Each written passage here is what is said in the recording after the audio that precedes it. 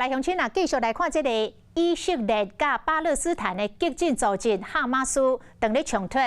其实伫这个冲突进程，有真侪人是选择到以色列来游览。有网友来分享着经验，讲伊去过以色列2届，要离开进前，拢被苏士航逼口经安尼问至少15分钟以上，都是因为伊去过伊斯兰的国家。海关会问讲，为什么去伊斯兰的国家？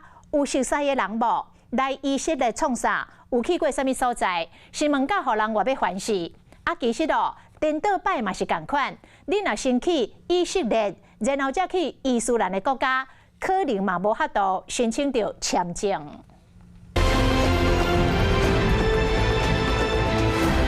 走出千年古城，来一场奇幻旅游。以色列伫咧以巴冲突进程，因为有真侪文化底底，是真侪台湾人会造访的国家。不过你若是有去过伊斯兰国家，就要特别注意。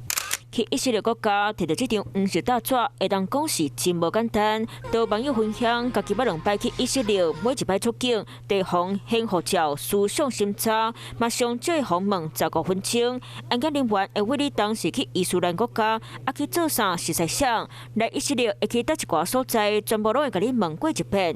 通过这当摕到这张黄色大纸。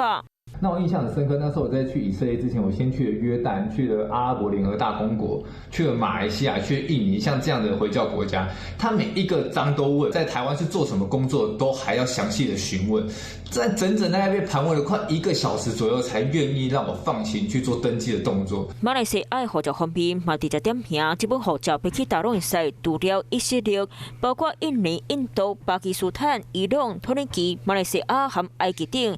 若是你去过这伊斯兰的国家，要去到以色列地方，掠去问回；若去过以色列，可要去到伊斯兰的国家，都可能提不到签证。现在出入以色列也改成用出入境卡的方式来避免这样的争议出现。另外，美国的免签政策也有针对部分国家作为排除条款，必须要申请正式的旅行签证。它就是要过滤恐怖分子啊！澳洲的时候，很多人也都知道一定会被盘查很久哈，尤其是年轻的男性。每一个月安检规定无共款，伫咧出国进前都要先做好功课，入单门都要顺人去，拄到出入境审查，虽然真无奈，嘛敢会当乖乖配合。